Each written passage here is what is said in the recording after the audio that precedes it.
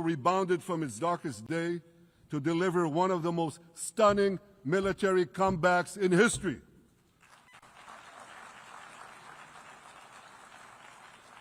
But we're not done yet. The final elements, the final remnants of Hamas are holed up in Gaza City. They vow to repeat the atrocities of October 7th again and again and again, no matter how diminished their forces.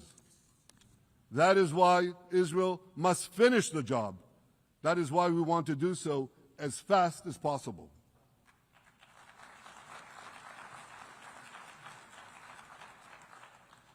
Ladies and gentlemen, much of the world no longer remembers October 7th.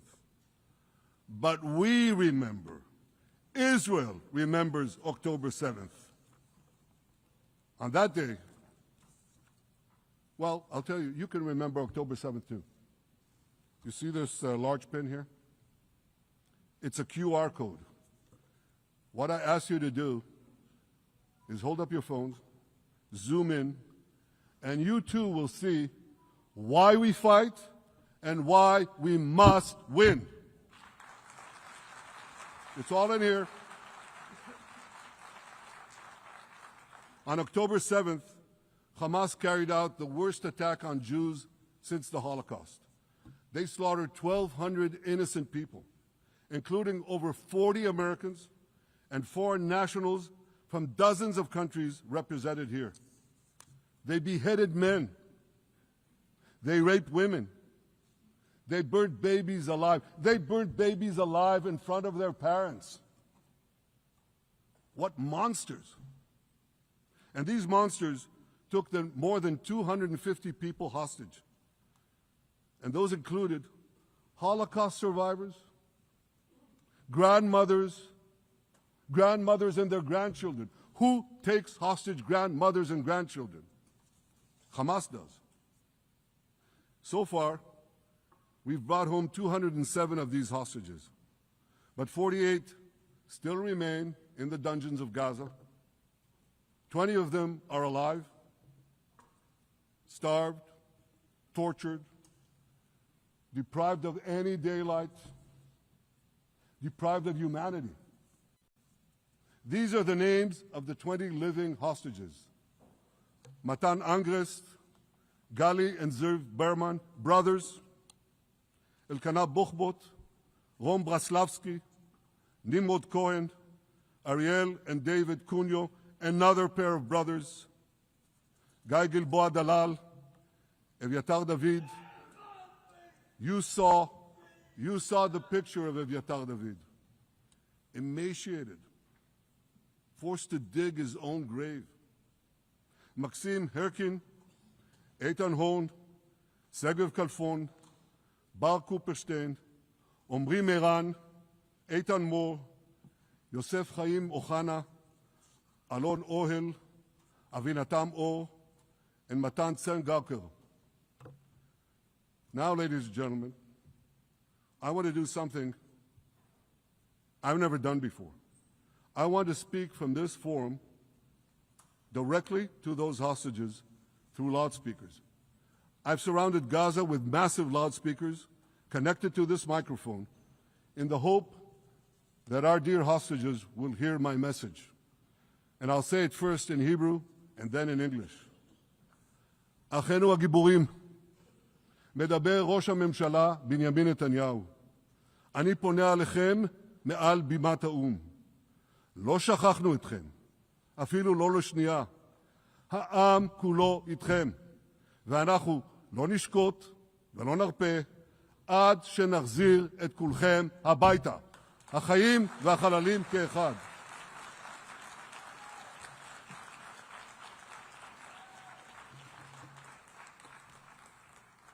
Our brave heroes.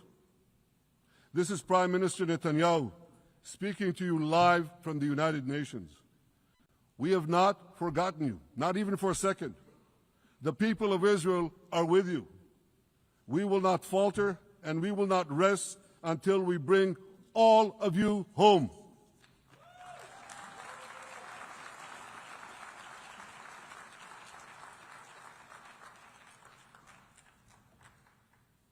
Ladies and gentlemen, thanks to special efforts by Israeli intelligence, my words are now also being carried. They're streamed live to the cell phones of Gazans.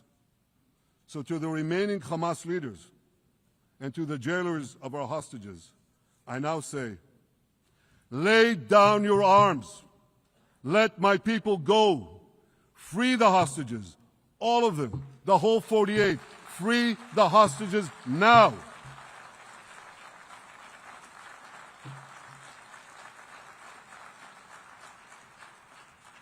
If you do, you will live. If you don't, Israel will hunt you down. Ladies and gentlemen, if Hamas agrees to our demands, the war could end right now. Gaza would be demilitarized, Israel would retain overriding security control, and a peaceful civilian authority would be established by Gazans and others committed to peace with Israel.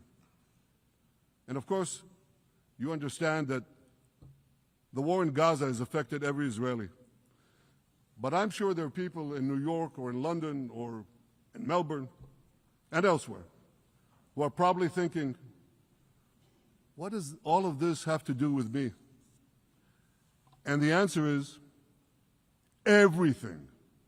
Because our enemies are your enemies. So let's do something else first at the UN. Let's do a pop quiz. And raise your hand if you know the answer. Here's the first question. Who shouts death to America? Is it A, Iran, B, Hamas, C, Hezbollah, D, the Houthis, or E, all of the above? All of the above. Correct. All of the above. Second question. Who has murdered Americans and Europeans in cold blood? Is it A, Al-Qaeda, B, Hamas, C, Hezbollah, D, Iran, or E, all of the above? All of the above. Correct. Again. So here's the point I wanted to make. Our enemies hate all of us with equal venom. They want to drag the modern world back to the past, to a dark age of violence, fanaticism, and terror. I think many of you are already feeling in your own societies the radical Islamist surge. You know, I'm sure you do, you know deep down that Israel is fighting your fight. So I want to tell you a secret. Behind closed doors, many of the leaders who publicly condemn us privately thank us. They tell me how much they value Israel's superb intelligence services that have prevented time and again terrorist attacks in their capitals, time and again saving countless lives. General George Keegan, former head of U.S. Air Force intelligence, once said, if the United States had to gather on its own the intelligence that Israel gives us, we would have to establish 5 CIAs. 5 CIAs. This past June, when Israel struck Iran's nuclear facilities, German Chancellor Merz admitted the truth. He said, Israel is doing the dirty work for all of us. President Trump understands better than any other leader that Israel and America face a common threat. He showed the world that when Iran and its proxies murder Americans, take Americans hostage, shout death to America, burn American flags, and try to assassinate the President of the United States, not once, but twice. He showed them there is a price to pay for all that.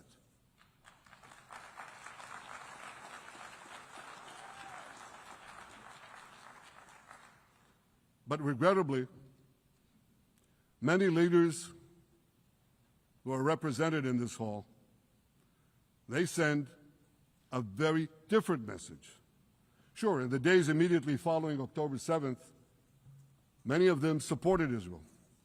But that support quickly evaporated when Israel did what any self-respecting nation would do in the wake of such a savage attack. We fought back. Now just imagine, just sit back for a second and imagine an attack against America proportioned to the attack against Israel on October 7th. Imagine a regime, a terror regime, dispatching thousands of terrorists to invade the United States. They massacre 40,000 Americans. They take 10,000 Americans hostage. What do you think America would do? You think America would leave that regime standing? You don't think that. No way, not a chance. The United States would wipe out that terror regime and ensure that such savagery would never threaten America again. This is precisely what Israel is doing in Gaza. We're wiping out the terror regime of Hamas and ensuring that this savagery will never threaten Israel again. That's what we are doing. That's what any self-respecting government would do.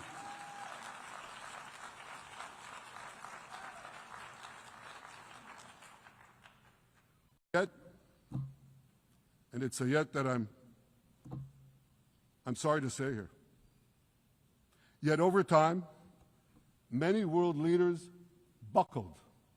They buckled under the pressure of a biased media, radical Islamist constituencies, and anti-Semitic mobs. There's a familiar saying,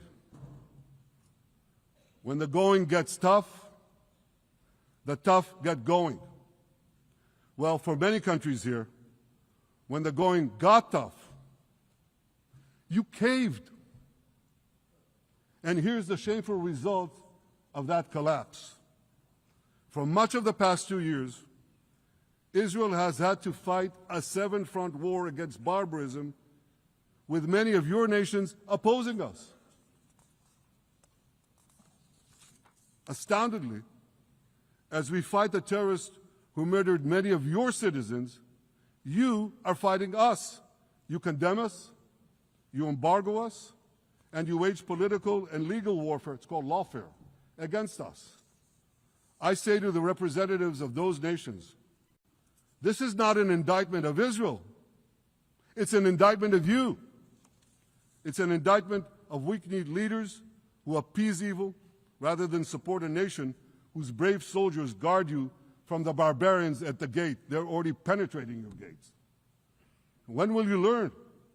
You can't appease your way out of jihad, and you won't escape the Islamist storm by sacrificing Israel. To overcome that storm, you have to stand with Israel. But that's not what you're doing. As the prophets of Israel foretold in the Bible, you've turned good into evil and evil into good. Now I want to drill down on this. Take the false charge of genocide. Israel is accused of deliberately targeting civilians. Ladies and gentlemen, the opposite is true. The head of urban warfare studies, Colonel John Spencer, he's perhaps the world's greatest expert on urban warfare. And he says, Israel is applying more measures to minimize civilian casualties than any military in history. And because we're doing that, the ratio of non-combatant to combatant casualties is less than 2 to 1 in Gaza. That's an astoundingly low ratio, lower than NATO's wars in Afghanistan and Iraq, especially when you consider that Gaza is one of the most densely populated urban areas on Earth. It has hundreds of miles of terror tunnels underground, and it has countless terror towers above ground, and thousands of terrorists embedded in the tunnels and in these towers in civilian areas. If you want to see what measures Israel takes to avoid civilian casualties in this war, just look at what we're doing now in Gaza City, the last Hamas stronghold, one of the 2 last strongholds.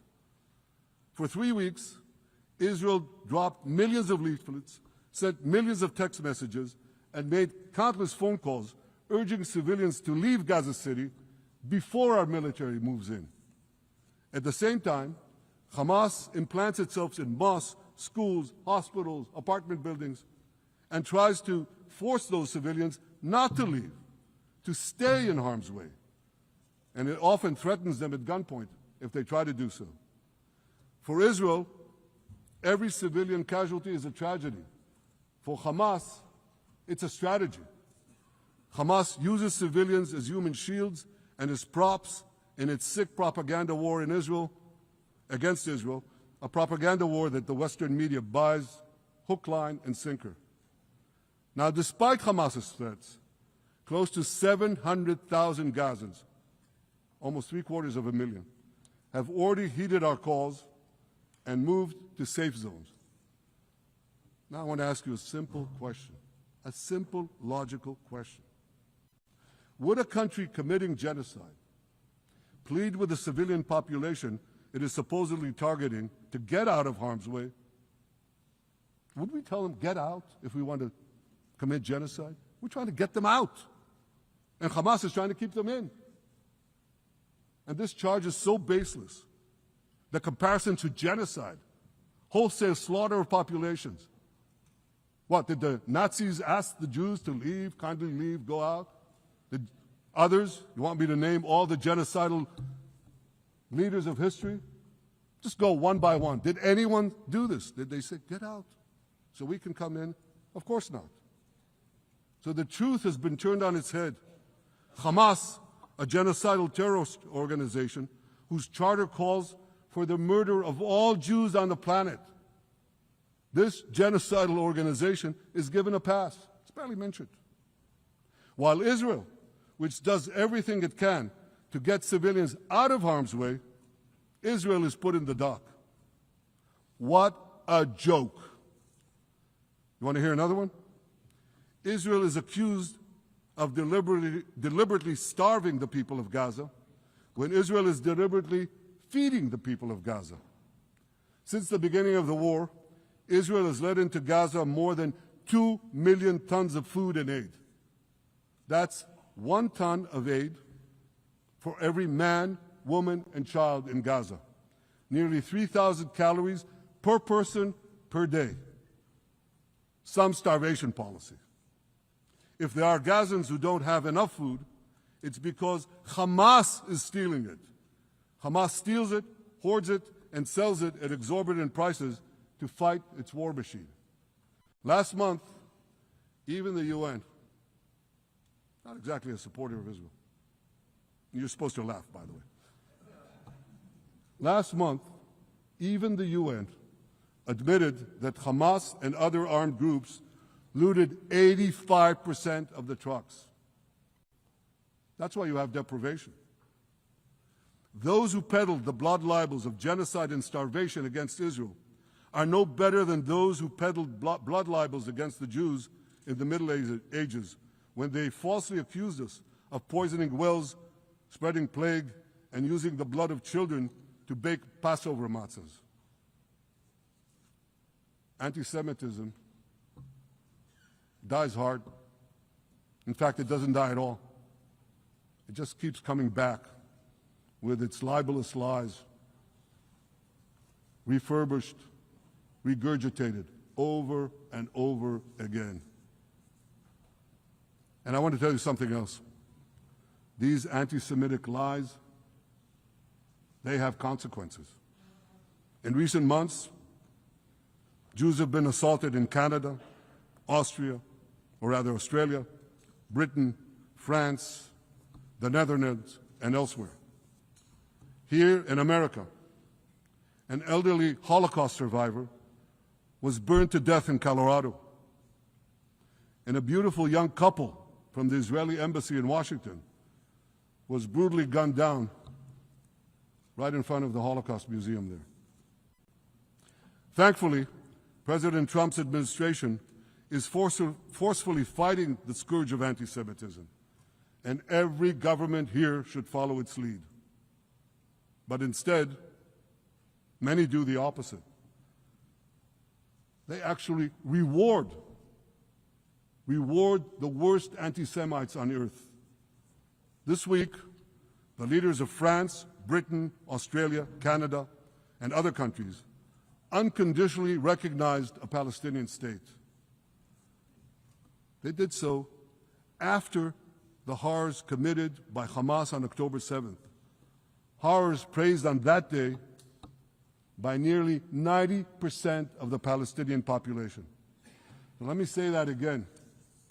Nearly 90% of Palestinians supported the attack on October 7th. It's not supported only, they celebrated it. They danced on the rooftops. They threw candies.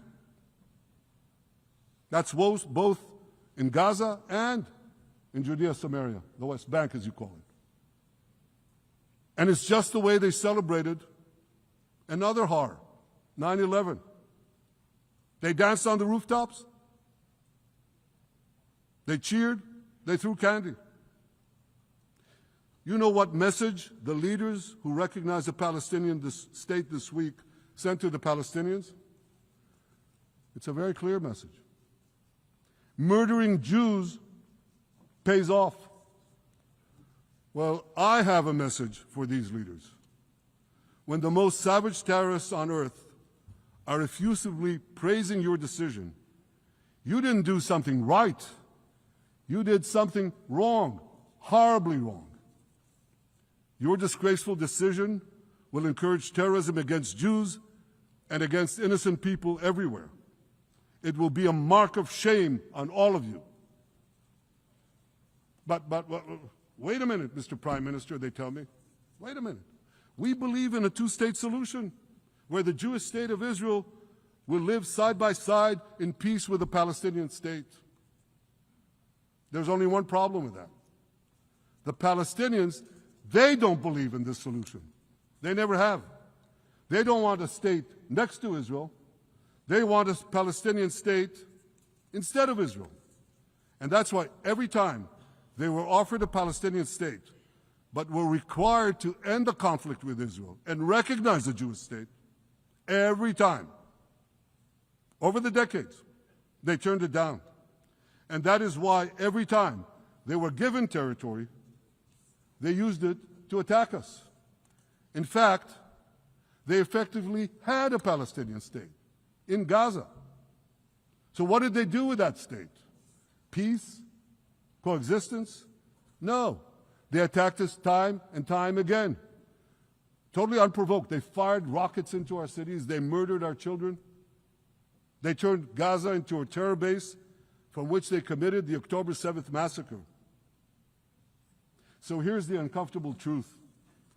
The persistent Palestinian rejection of a Jewish state in any boundary is what has driven this conflict for over a century. It is still driving it. It's not the absence of a Palestinian state. It's the presence and existence of a Jewish state. And I find it amazing,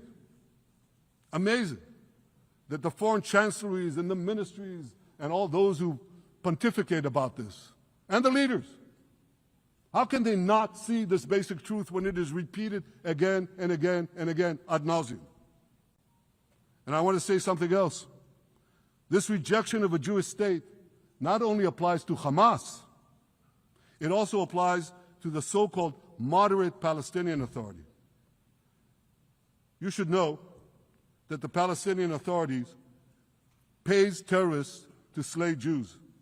The more Jews the terrorists slay, the more the Palestinian Authority pays. The Palestinian Authority names its government buildings, its public squares, its schools, after the mass murderers of Jews, which they glorify as martyrs. They pay and glorify not just the killer of Jews, but also killers of Christians. Christians like Taylor Force, an American veteran who was brutally murdered in Israel by Palestinian terrorists. But, that I hear from the Western leaders. They tell me, the PA promised us it will reform. And I know this time, Prime Minister, it will be different. Yeah, right. We've heard these promises for decades. They always promise. They never deliver. Because you see, the Palestinian Authority is corrupt to the core. They haven't held elections in 20 years. They use the same textbooks as Hamas, exactly the same textbooks. They teach their children to hate Jews and destroy the Jewish state. And Christians don't fare much better.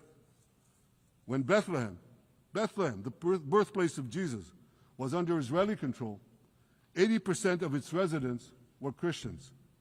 But since the PA took control, that number has dwindled to under 20%. These are the people you want to give a state to? What you're doing is giving the ultimate reward to intolerant fanatics who perpetrated and supported the October 7th massacre. Giving the Palestinians a state 1 mile from Jerusalem after October 7th is like giving Al-Qaeda a state 1 mile from New York City after September 11th. This is sheer madness. It's insane, and we won't do it.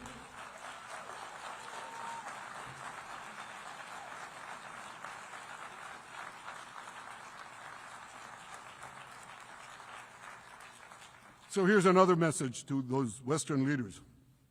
Israel will not allow you to shove a terror state down our throats. We will not commit national suicide because you don't have the guts to face down a hostile media and anti-Semitic mobs demanding Israel's blood. And I want you to grasp something else, which is also distorted in the media. I say this not only in my name or the name of my government, but on behalf of all the people of Israel. Last year, there was a vote in the Knesset, our parliament, whether or not to oppose the imposition of a Palestinian state. You want to guess what the results were? Out of 120 members of our parliament, 99 voted against and only 9 supported. That's over 90%. It's not a fringe group.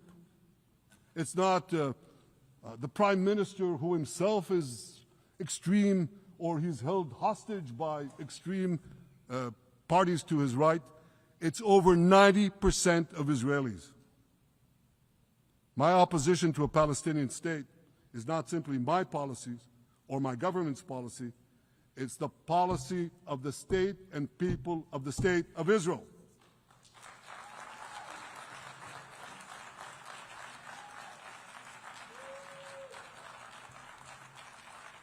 Western leaders may have buckled under the pressure. And I guarantee you one thing, Israel won't. Israel's victories over the Iranian... Thank you, I know you won't too, that's good. Israel's victories over the Iranian terror axis have opened up possibilities for peace that were unthinkable 2 years ago. Take Syria. For decades, the very idea of peace between Israel and Syria seemed unimaginable. Well, no more. Today, we have begun serious negotiations with the new Syrian government. I believe an agreement can be reached that respects Syria's sovereignty and protects both Israeli security and the security of the minorities in the region, including the Druze minority. From the founding of Israel, Jews and Druze have been brothers in arms. We have fought together, we've bled together, we built our lives together. When I was a young commander in Israel's Special Forces, my own life was saved by the invaluable advice given to me by a great friend, Salim Shufi, a heroic Druze IDF veteran. And that's why I couldn't sit idly by, nor could Israel sit idly by, while the Druze were being slaughtered by jihadists. And I instructed our forces to stop the massacre, which they promptly did. Peace between Israel and Lebanon is possible as well. I call on the Lebanese government to also begin direct negotiations with Israel. I commend it for its declared aim to disarm Hezbollah. But we need more than words. If Lebanon takes genuine and sustained action to disarm Hezbollah, I'm sure we can achieve a sustainable peace. Of course, until that happens, we will take whatever action we need to defend ourselves and to maintain the conditions of the ceasefire which was established in Lebanon. Our goal is not merely to monitor Hezbollah's actions, but to prevent them from violating the ceasefire and attacking us at any time. But I'm sure that if the Lebanese government persists in its goal of disarming Hezbollah, peace will come very speedily and very readily. Victory over Hezbollah has made peace possible with our two Arab neighbors in the north. Victory over Hamas will make peace possible with nations throughout the Arab and Muslim world. Our victory would lead to a dramatic extension and expansion of the historic Abraham Accords, which President Trump brokered between Arab leaders and myself 5 years ago. And I took note, as I'm sure you did too, of the encouraging words spoken here by the President of Indonesia. This is the country with the largest Muslim population of all nations. And it's also a sign of what could come. Forward-looking Arabs and Muslim leaders know that cooperating with Israel will provide them with groundbreaking Israeli technologies, including in medicine and science, in agriculture and water, in defense and AI, and so many other fields. I believe that in the coming years, the Middle East will look dramatically different.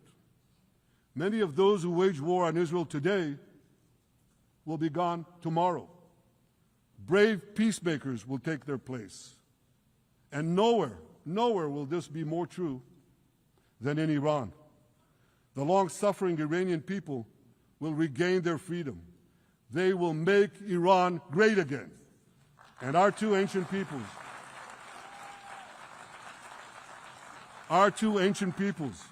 the people of Israel and the people of Iran, will restore a friendship that will benefit the entire world. Ladies and gentlemen, the horrors that happened on one dark day, October 7th, those horrors happened countless times during the centuries of my people's exiles among the nations. Jewish blood was cheap. Jews were killed with impunity. We had to beg others to defend us. The rise of Israel did not mean that the attempts to destroy us would end. It meant that we could fight back against those attempts.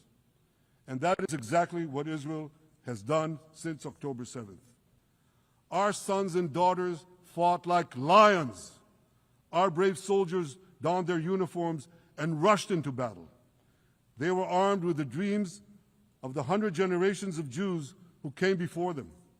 The dream of living as a free people in the land of Israel, our beloved homeland for more than 3,000 years. The dreams of living in our own independent state. The dream of having an army to defend ourselves.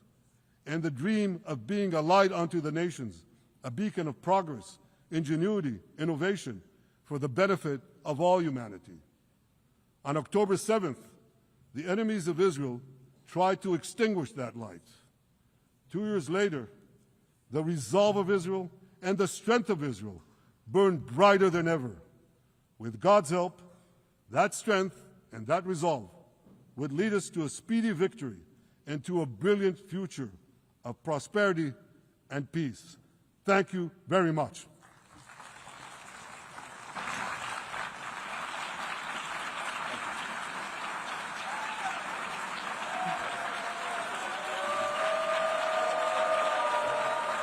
On behalf of the Assembly, I wish to thank the Prime Minister of the State of Israel,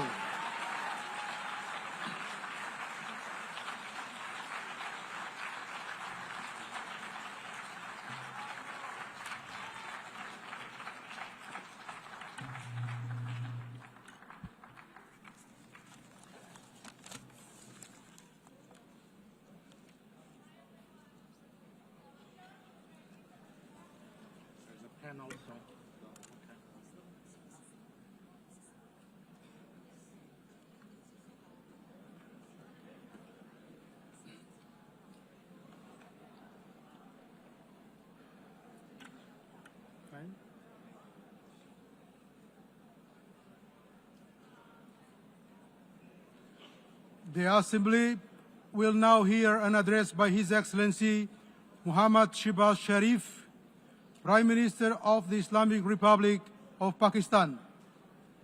I request protocol to escort His Excellency and invite him to address the Assembly.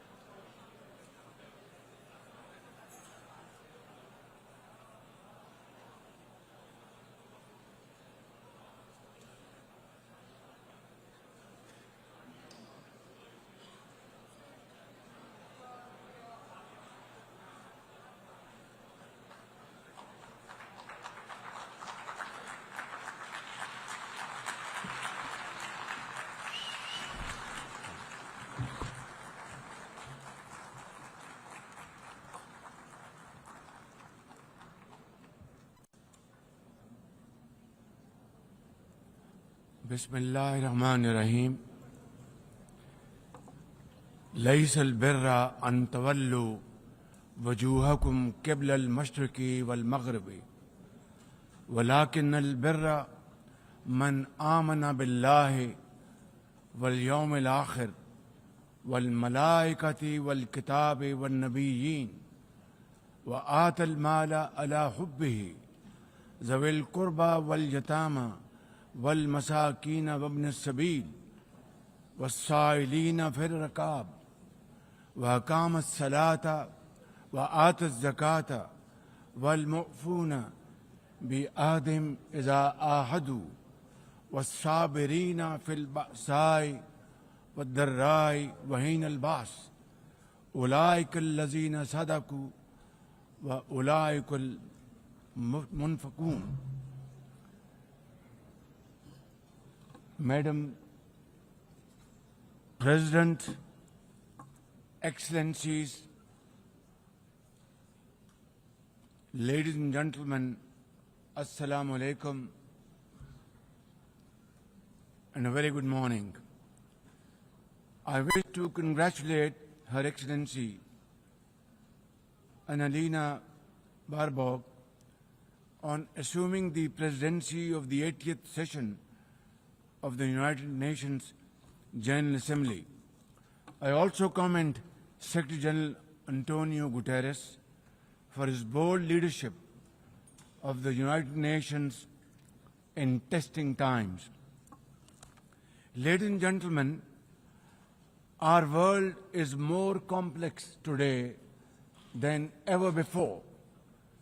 Conflicts are intensifying, international law is being brazenly violated, humanitarian crises are multiplying, terrorism remains a potent threat, disinformation and fake news undermine trust, climate change threatens our very survival, and more so countries like Pakistan.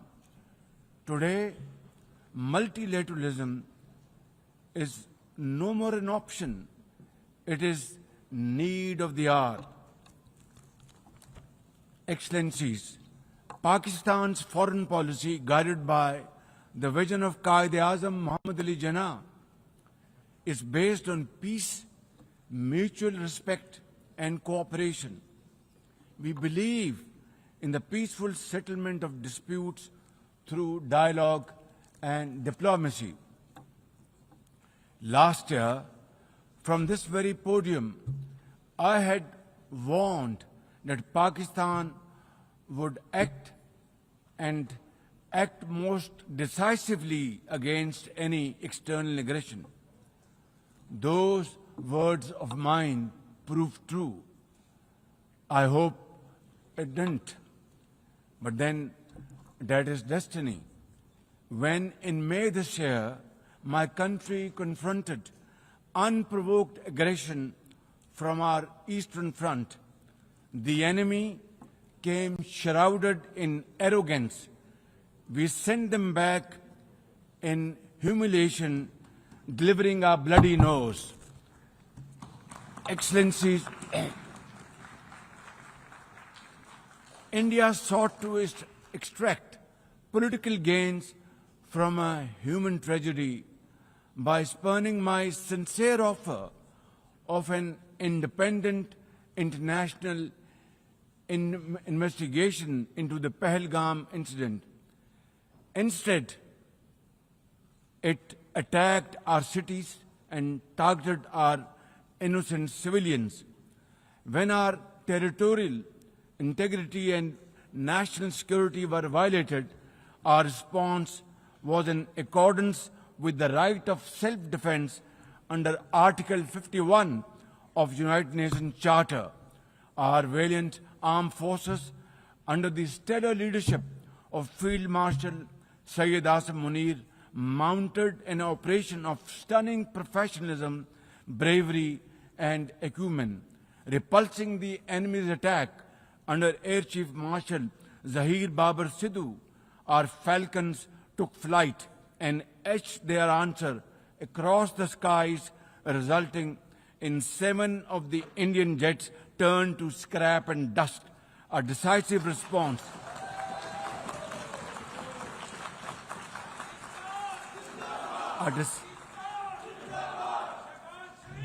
A decisive response to the aggressor that will echo through the annals of history. To the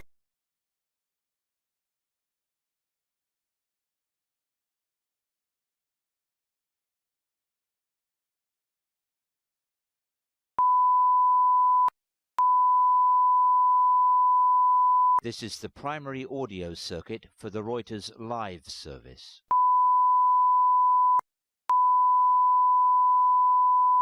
This is the primary audio circuit for the Reuters live service.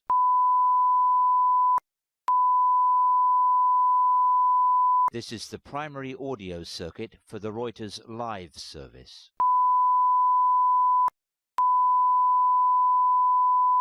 This is the primary audio circuit for the Reuters live service.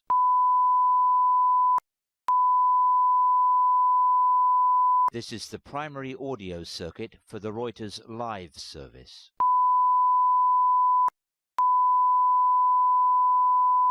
This is the primary audio circuit for the Reuters live service.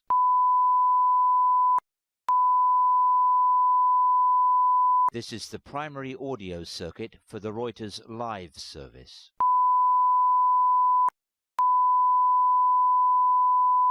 This is the primary audio circuit for the Reuters live service.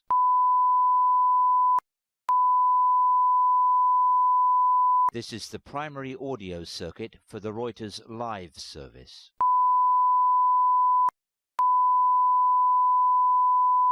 This is the primary audio circuit for the Reuters live service.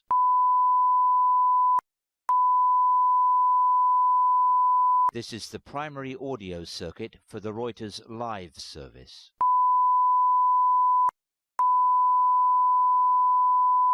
This is the primary audio circuit for the Reuters live service.